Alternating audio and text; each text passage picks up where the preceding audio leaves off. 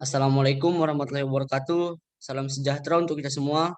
Kami dari kelompok 5 ingin menjelaskan tentang alat-alat BMKG.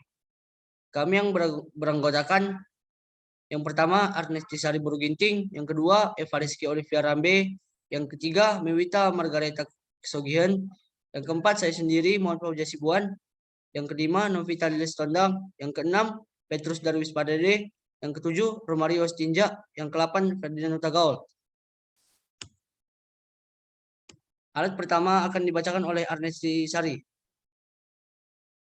Baik, yang pertama itu ada aktinograf bimetal yang berfungsi sebagai alat pengukur atau pencatat secara otomatis intensitas radiasi matahari.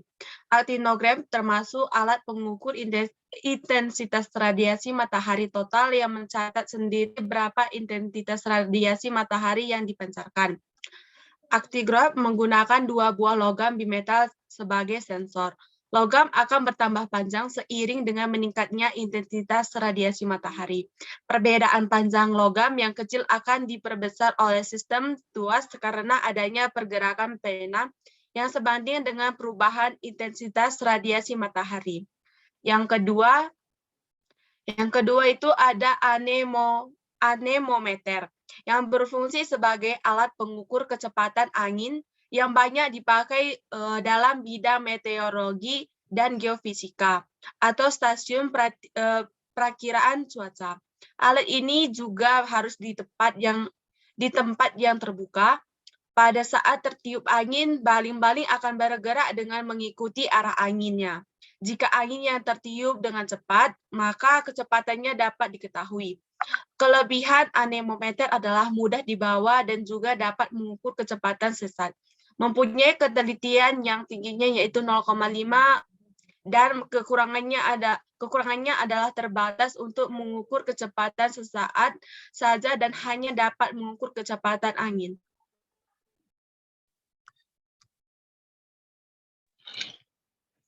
Yang ketiga yaitu Campbell Stokes, berfungsi untuk mengukur berapa lama penyinaran matahari pada suatu periode tertentu yang dapat dinyatakan dalam satuan waktu atau jam atau persen.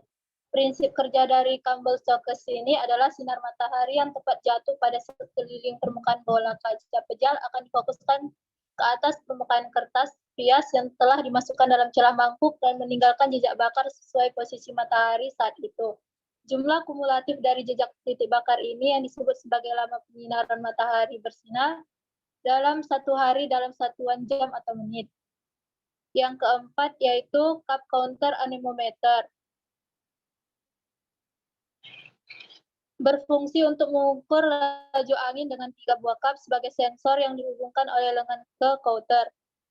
Prinsip kerja alat ini yaitu apabila angin bertiup, maka rotor berputar pada arah tetap disebabkan karena seluruh cup menghadap ke satu arah melingkar. Mangkok baling-baling akan berputar terdorong oleh hembusan angin. Putaran tersebut diteruskan ke counter berupa pertambahan nilai pada angka-angka counter. 3 kali putaran penuh, nilai pada counter akan bertambah sebesar 0,01. Kelebihan alat ini adalah tahan terhadap perubahan kondisi cuaca, dan kekurangan dari alat ini adalah apabila tiba-tiba terjadi kerusakan pada alat ini, maka tidak dapat diperbaiki secara langsung.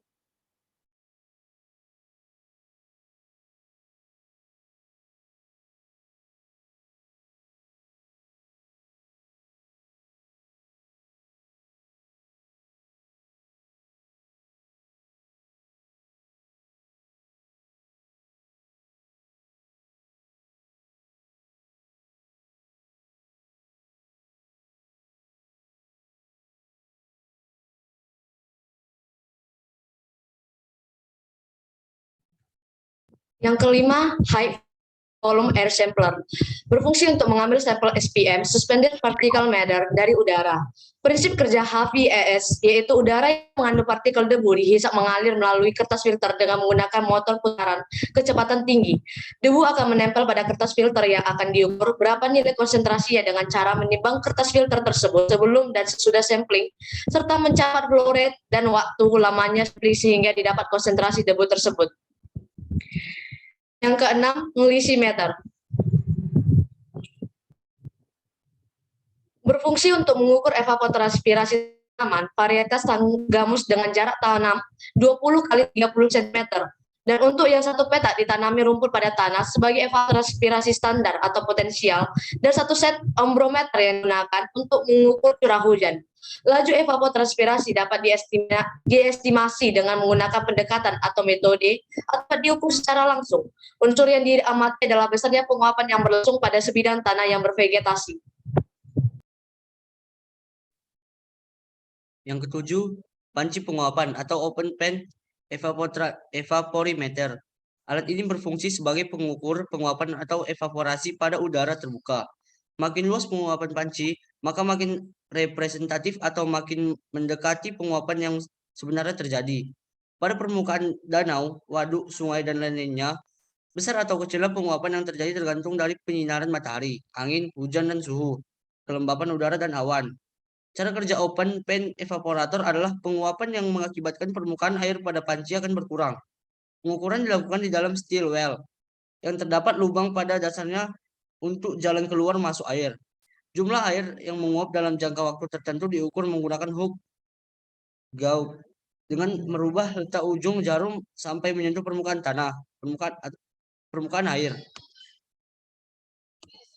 Yang ke-8, penakar hujan otomatis atau Hellman. Alat penakar hujan berjenis recording atau dapat mencatat sendiri. Alat ini dipakai di stasiun-stasiun pengamatan udara permukaan. Pengamatan dengan menggunakan alat ini dilakukan setiap hari pada jam-jam tertentu meskipun cuaca dalam keadaan baik hari atau sedang cerah.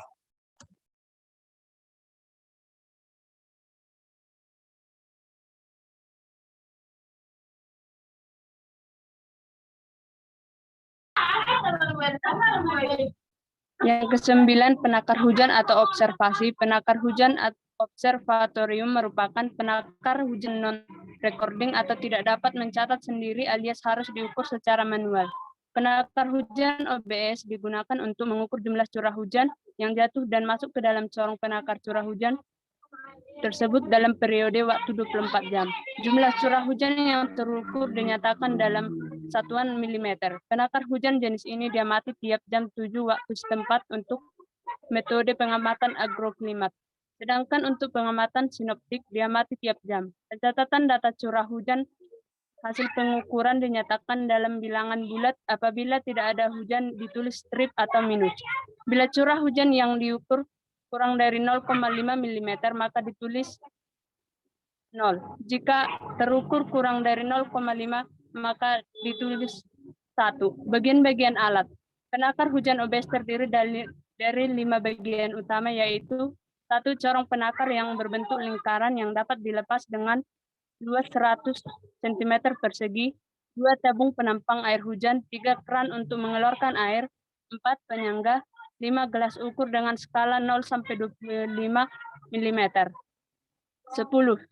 Psychrometer standar. Fungsi alat untuk mengukur suhu udara dan kelembapan udara dengan satuan derajat setrum serta persen.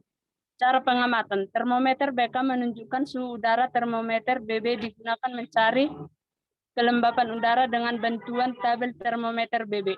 Bola air raksasa harus selalu basah dengan menggunakan kain muslin yang selalu basah oleh air murni. Termometer maksimum digunakan untuk mencari suhu maksimum dalam sehari. Pembacaan jam 12 UTC atau jam 20 WITA. Selanjutnya, sangkar meteorologi. Alat ini berfungsi sebagai tempat meletakkan peralatan meteorologi atau psikrometer. Alat ini memiliki ventilasi, kemudian double jeruji mengalirkan udara masuk dan keluar. Kemudian kegunaan alat ini yaitu menahan tiupan angin yang kencang, menghindari dari radiasi matahari, kemudian menghindari tetesan air hujan, menghindari penjalaran radiasi suhu lokal baik dari udara maupun dari tanah. Hal yang perlu diperhatikan adalah pintu sangkar menghadap utara dan selatan, dan sangkar dicat putih agar memantulkan cahaya. Kemudian yang ke-12 adalah hook, gauge, dan steel well. Fungsi hook gauge adalah sebagai alat untuk mengukur perubahan tinggi permukaan air dalam panci, sedangkan steel well tempat diletakkannya hook gauge. Alat ini berupa batang berskala dan sebuah skrup ulir yang berada pada batang tersebut yang digunakan untuk mengatur letak ujung jarum pada permukaan air di dalam panci. Skrup ulir ini berfungsi sebagai mikrometer dengan 50 bagian skala. Satu putaran penuh mikrometer menunjukkan perubahan ujung jarum setinggi 1 mm.